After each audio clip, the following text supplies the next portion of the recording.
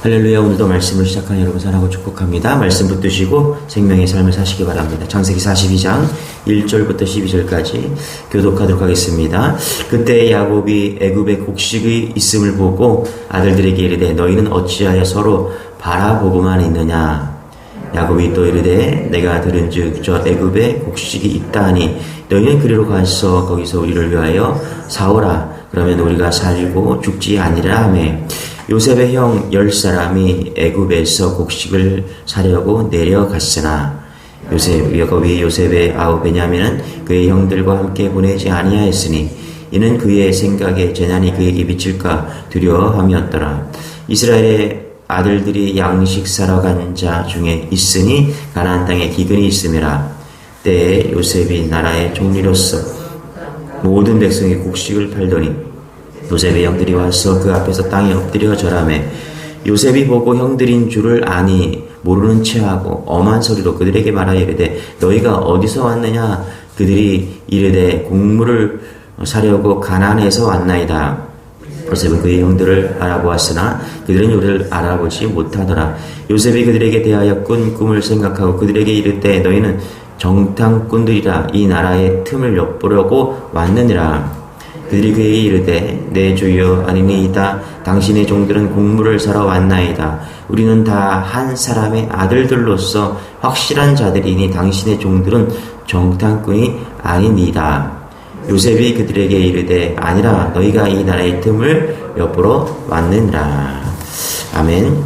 자, 당시에 많은 나라들의 기근이 있었습니다. 실제 이 기근은 여러분 역사에도 기록될 정도로 엄청난 기근이었다라고 우리는 볼 수 있습니다. 하나님이 바로에게 보여주었던 그 7년의 풍년, 그리고 7년의 흉년이 전 세계적으로 시작된 것이죠. 자, 애굽만이 요셉의 지혜로 곡식을 가지고 있었다, 이렇게 이야기를 합니다. 그리고 야곱의 가족이 있는 가나안 땅에도 기근이 들었음을 이제 알게 되는데요. 우리 한번 1절 한번 주의 깊게 한번 1, 2절을 한번 읽어볼게요. 이렇게 말합니다. 같이 시작. 그때 야곱이 애굽에 곡식이 있음을 보고 아들들에게 이르되 너희는 어찌하여 서로 바라보고만 있느냐. 뭐라고 그래요? 1절에 너희는 가지 않은 거죠. 그렇죠? 가지 않고 애굽으로 가지 않고 바라보고만 있느냐. 가기 싫지 않은 거죠. 지금 그렇죠? 2절도 읽어볼게요. 야곱이 또 이르되 내가 들은즉 저 애굽에 곡식이 있다 하니 너희는 그리로 가서 거기서 우리를 위하여 사오라. 그렇죠? 그러면 우리가 살고 죽지 아니라 하매. 그러니까 가지 않고 있으니까 뭐라고 그래? 야곱이 야, 빨리 가서 사와. 그렇지? 그렇게 이야기를 하고 있다는 것입니다. 여러분, 야곱의 아들들이요, 이 요셉의 이복 형들이죠. 왜 애굽에 곡식이 있다는 것을 알고 보고도 애굽에 가려고 하지 않았을까? 지금 안 먹으면은 곡식이 없어서 죽을 판인 거죠. 그렇죠? 그냥 이래저래 그런 지금 기근이 든 게 아닙니다. 엄청난 기근입니다. 안 가면 굶어 죽을 그럴 판입니다. 그런데 형들이 멀뚱멀뚱 가지 않고 쳐다보고 있다라는 거예요. 이상하지 않습니까? 그랬더니 야곱이 빨리 가, 이렇게 하고 있다는 것입니다. 왜 그랬을까요? 저는 그렇게 생각해요. 과거에 자신들이 요셉을 어디다 팔았어요? 애굽에다 팔았죠. 애굽 노예 상인에다 팔아 넘긴 그 일이 떠오르지 않았겠습니까? 자신들이 이미 마음속으로 죽였던 그 요셉이 애굽에서 노예로 팔려갔던 그 나라, 지금 거기로 가야 되잖아요. 그렇죠? 자기들의 죄가 드러나는 도시, 자기들이 그 동생에게 행했던 그 죄가 상기되는 그 도시 애굽, 그곳으로 가기가 싫었던 것이죠. 그래서 가지 않고 머뭇거리고 있었다. 서로 눈치 보고 가지 않으려고 했고 생각하고 싶지 않았던 그곳에 가야 되니까 눈치 보고 있었다. 그렇죠? 여러분, 우리 안에 죄가 있고요, 상처가 있으면 못 본 것처럼 가만히 있고요, 못 들은 것처럼 가만히 있습니다. 이게 죄의 속성입니다. 그래서 거짓말하고 딴짓하게 되고, 여러분, 죄의 결과와 흔적은 쉽게 사라지지 않습니다. 그래서 우리가 해야 될 일이 뭐냐면 거룩한 백성으로 오늘도 죄와 멀리하는 그런 인생이 되기를 축원합니다. 3절 4절입니다. 같이 읽어볼게요. 시작. 요셉의 형 10사람이 애굽에서 곡식을 사려고 내려갔으나 그렇죠? 야곱이 요셉의 아우 베냐민은 그의 형들과 함께 보내지 아니하였으니 이는 그의 생각에 재난이 그에게 미칠까 두려워함이었더라. 그렇죠? 이제 곡식을 구하려고 10명의 아들들을 애굽으로 보냈습니다. 그러나 요셉의 동생 베냐민은 애굽에 보내지 않았다는 것입니다. 왜 그랬을까? 여기도 똑같아요. 제가 볼 때는 야곱에게도 트라우마가 있었죠. 야곱에게도 상처가 있었습니다. 왜 그래요? 요셉을 형들과 같이 보냈다가 잃어버렸잖아요.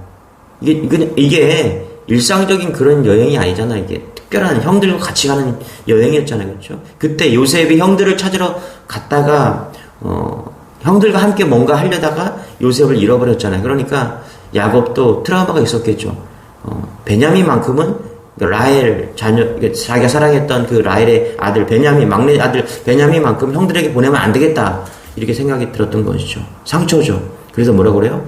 요셉의 아우 베냐민은, 그렇죠? 꼭 씹어서 베냐민은 그의 형들과 함께 보내지 아니하리니, 그렇죠? 일부러 그랬다는 것입니다. 야곱에게 상처가 있었기 때문에 또 잃을까봐 두려웠던 것이죠. 그래서 보내지 않았다. 그래서 이 가정은요 아직도 요셉으로 인해서 치유되지 않은 그런 가정의 모습을 보여주고 있다는 것입니다.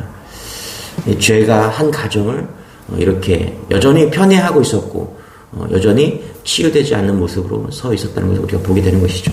자, 우리 5절부터 7절까지 보겠습니다. 읽겠습니다. 시작. 이스라엘의 아들들이 양식 사러 간 자 중에 있으니 가나안 땅에 기근이 있음이라. 때에 요셉이 나라의 총리로서 그 땅 모든 백성이 곡식을 팔더니 요셉의 형들이 와서 그 땅 앞에서 땅에 엎드려 절하매. 그렇죠? 뭐라고 그래요? 땅에 엎드려 절하매. 요셉이 형들을 만났습니다. 형들은 모르지만 요셉은 알아요. 자, 형들은 몇 년 만에 만났을까요? 형들을 몇 년 만에 대충 계산해 보니까 한 20년에 만난 것 같아요. 왜냐하면 고난이 13년 있었죠. 그리고 7년간 풍년이 있었죠. 그 다음에 흉년이 들었는데 한 2년쯤으로 보면 좋을 것 같아요. 한 20년 만에 형들을 만났습니다. 그런데 요셉은 알아보겠죠. 그런데 형들은 차마 얼굴을 볼 수가 없었겠죠. 왜냐하면 이 애굽 총리 이름이 사브넷 바네아, 요셉이 이름을 바꿔서 불렀었겠죠. 그렇죠? 근데 여기서 특이한 점이 있습니다. 우리가 6절에 보니까 뭐라 그래요? 땅에 엎드려 절하매. 이렇게 합니다. 땅에 엎드려 절하매. 9절에 이렇게 얘기하죠. 요셉이 그들에게 대하여 꾼 꿈을 생각하고. 이게 중요한 것 같아요.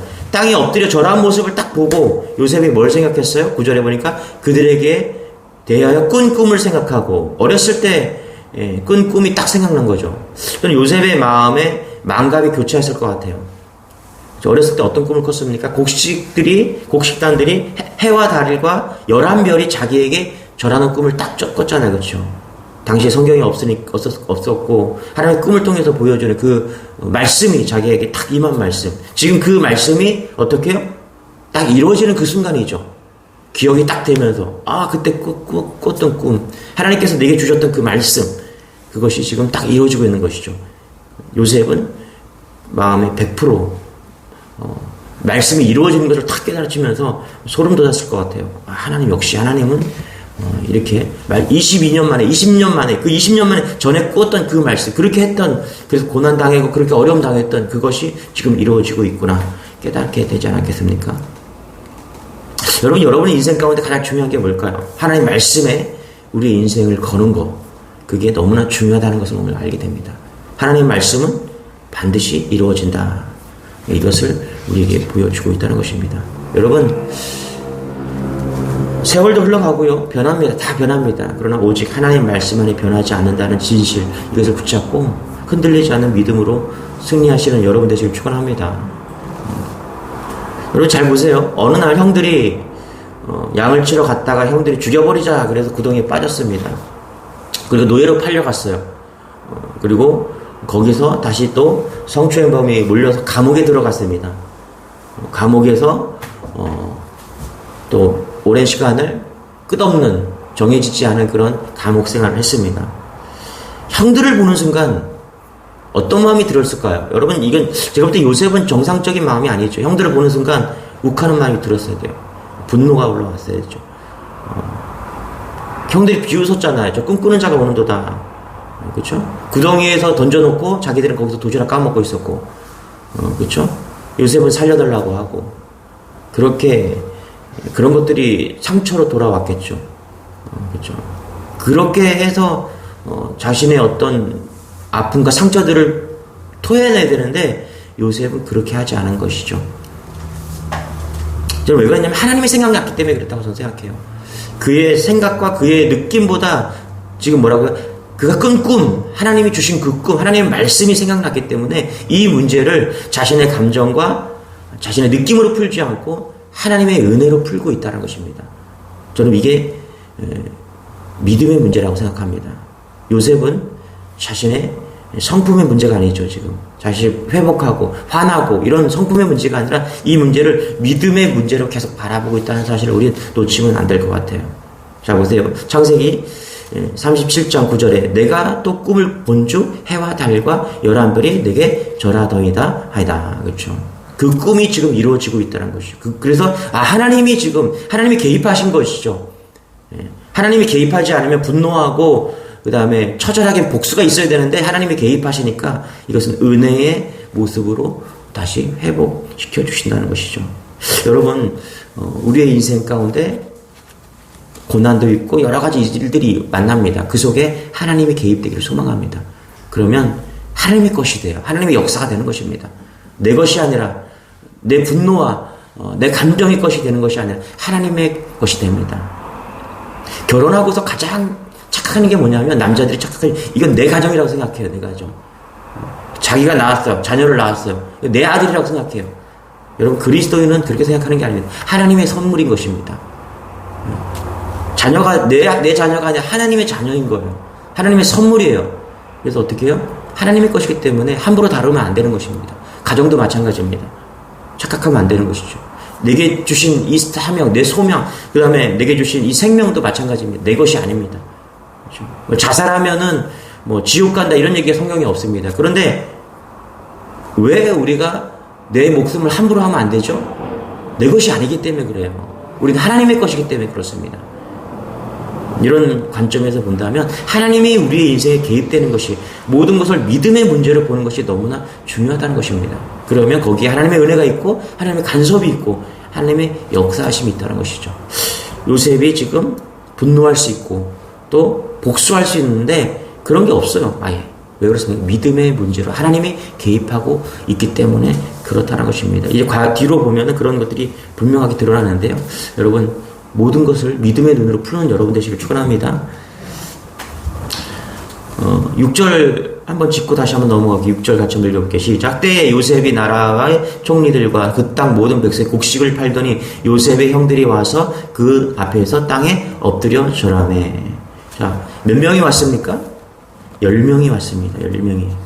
자, 꿈이 딱 생각났어요. 그런데 숫자가 틀리죠. 꿈에서는 11명이 절했다라고 이야기를 합니다. 그런데 지금 잘 읽어보면 10명의 형들이 와서 절했다. 그러니까 요셉은 별 하나를 덜었다는 것을 생각한 거죠. 생각한 거예요. 한 명이 없네? 그게 누굽니까? 베냐민이 없는 거예요. 어떤 생각이 떠올랐겠습니까? 동생이 생각났겠죠. 그렇죠? 베냐민 보고 싶은. 그런데 저는 이렇게 생각해요. 9절부터 우리가 12절까지 뒤에 부분은 이제 요셉의 동생 베냐민을 찾기 위해서 이제 요셉이 깜짝 사건을 하나 이야기하는 거죠. 그러니까 너희들이 정탐꾼이냐? 그렇게 9절 한번 읽어볼게요. 시작. 요셉이 그들에게 대하여 꾼 꿈을 생각하고 그들에게 이르되 너희는 정탐꾼들이라 이 나라의 틈을 엿보려고 왔느니라. 왜 정탐꾼으로 몰아가고 있어요 지금? 요셉이 베냐민을 살아있는지 혹은 베냐민을 찾기 위해서 지금 이렇게 몰아가고 있는 것이죠.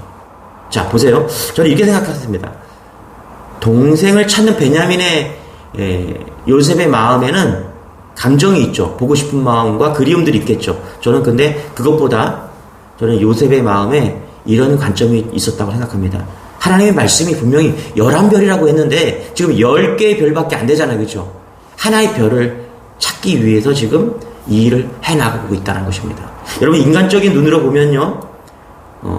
그립고 그 다음에 보고 싶은 그 베냐민을 찾는 그런 하나의 사건이 이제 쭉 뒤에 나오는 겁니다. 그런데 영적인 눈으로 보면은 하나님의 말씀이 이루어지기 위해서 하나의 별이 필요한 겁니다. 저는 요셉이 하나님의 말씀을 찾기 위해서 지금 이 사건을 만들고 있다고 보게 되는 것이죠. 똑같은 사건이에요. 여러분, 똑같은 사건이 지금 일어나고 있는 거예요. 어떤 사건 속에서 내 감정, 내 느낌이 중요한 것이 아니라 하나님의 말씀 따라가는 거예요. 이 사건을 우리 두 가지 측면을 볼 수 있다는 거예요. 요셉이 감정과 느낌을 따라가고 있느냐, 아니면 말씀이 지금 안 맞잖아요. 지금 말씀이 한 별이 부족하잖아요. 그래서 그 말씀을 따라가기 위해서 지금 이런 일을 꾸미고 있는지, 저는 둘 다라고 생각하지만 저는 영적으로 보고 싶다는 것이죠. 요셉은 철저하게 지금 말씀이 이루어져야 되는구나. 그래서 한 별을 더 찾기 위해서 지금 이런 일을 하고 있다. 이렇게 보는 것이죠. 여러분, 신앙이라는 것은요, 그런 것 같아요. 내 감정, 내 느낌을 내려놓고, 그렇죠? 나의 자아를 내려놓고 성령을, 예수님을 내 보좌에 딱 앉히는 겁니다. 그리고 그분이 원하시는 것으로 나를 이끄는 거예요. 그게 신앙의 삶인 것입니다. 우리는 이 말씀을 통해서 오늘 이것을 보게 되는 것이죠. 그럴 때 내 감정이 통제되고요, 내 느낌이 통제되고요, 내 자아가 통제되는 것입니다. 그럴 때 우리도 감당하기 힘든 예수의 은혜로, 예수의 모습으로 살게 되는 것이죠. 이런 은혜가 여러분에게 있기를 소망합니다. 기도하겠습니다. 하나님, 오늘 형들을 만나는 요셉을 통해서 우리는 깨닫게 됩니다. 요셉의 자아 속에, 요셉의 마음 속에, 요셉의 생각 속에는 그의 자아보다 크신 하나님의 말씀이 있었습니다. 그의 분노와 그의 복수심보다 더 큰, 그의 감정보다 더 큰 하나님의 말씀이 그를 이끌고 있었습니다. 주님, 우리도 이런 삶 살게 도와주옵소서.